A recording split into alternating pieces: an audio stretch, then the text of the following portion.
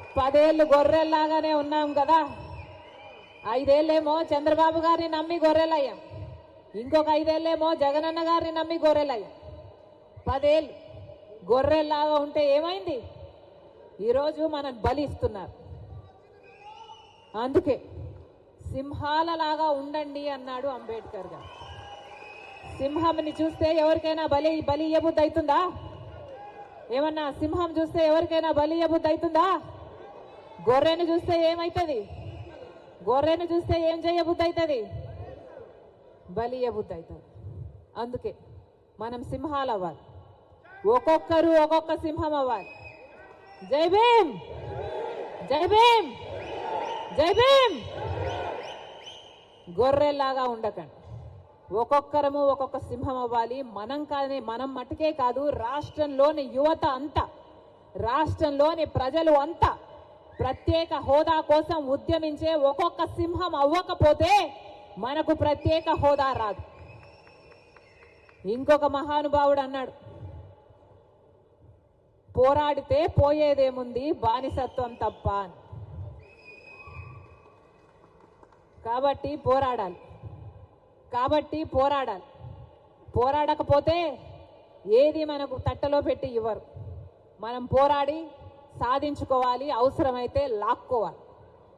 అలా తయారైంది లోకం తీరు. 10 ఏళ్ళు గమ్మనున్నామే, 10 ఏళ్ళు ఊసే లేకుండా ఉన్నామే. ప్రత్యేక హోదా ఇచ్చారా ఎవరైనా? పట్టించుకున్నారా ఎవరైనా? బీజేపీ పార్టీ ఇచ్చిందా మన మంచితనం చూసి? చంద్రబాబు గారు మన కోసం కొట్లాడారా మన మంచితనం చూసి? జగన్మోహన్ రెడ్డి గారు కొట్లాడారా మన మంచితనం గురించి? మన రాష్ట్రానికి పోలవరం ఇచ్చారనా? మన రాష్ట్రానికి ప్రత్యేక హోదా ఇచ్చారనా? మన రాష్ట్రానికి రాజధానికి డబ్బులు ఇచ్చారనా? దేనికి గౌరవం? ఎందుకు గౌరవించాలి ఇలాంటి మోడీ కేడీలని? కేడీ కాదా మోడీ? మోసం చేయలేదా ప్రజలని? మోసం చేస్తే ఏమవుతారు? మోసగాళ్ళు గారా? డిఫాల్టర్ను కదా కేడీ అనేది. డిఫాల్టర్ కాదా మోడీ? మనకిచ్చిన వాగ్దానాలలో ఒక్కటైనా నిలబెట్టుకోకపోతే అది డిఫాల్టర్ కాదా?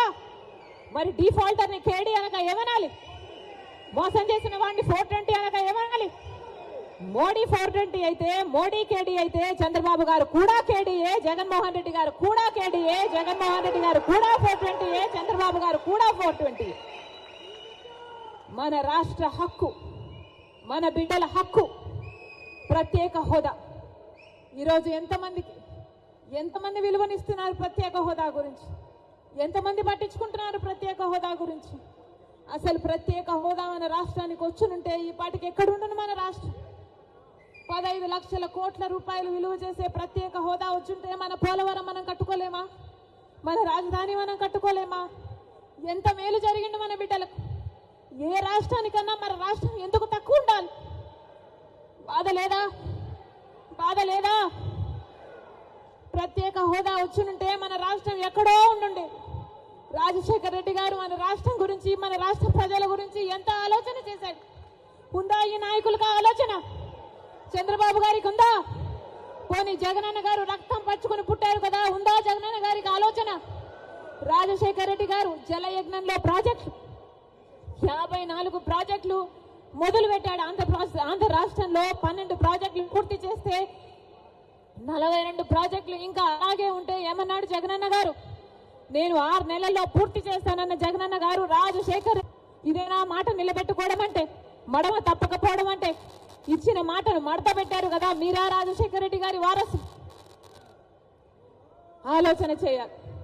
రాష్ట్ర ప్రజలందరూ కూడా ఆలోచన చేయాలి. ఈరోజు వ్యక్తిగత కారణాల కోసం రాజశేఖర్ రెడ్డి బిడ్డ ఆంధ్ర రాష్ట్ర రాజకీయాలలో అడుగు పెట్టలేదు.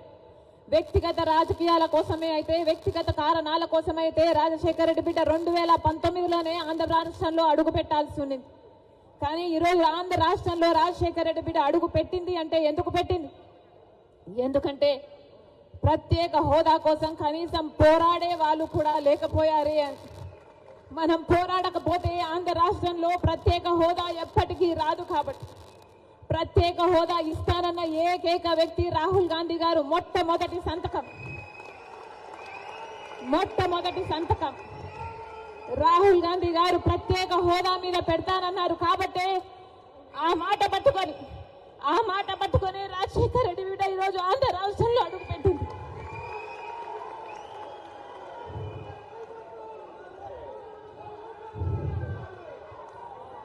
ప్రత్యేక హోదా లేకపోతే ఆంధ్ర రాష్ట్రానికి భవిష్యత్తే లేదు. ప్రత్యేక హోదా లేకపోతే ఆంధ్ర రాష్ట్రం అభివృద్ధి చెందదు అని 10 సంవత్సరాలుగా చూసామా లేదా? మరి ప్రత్యేక హోదా మనకు లేకపోతే ఆంధ్ర రాష్ట్రం జరగకపోతే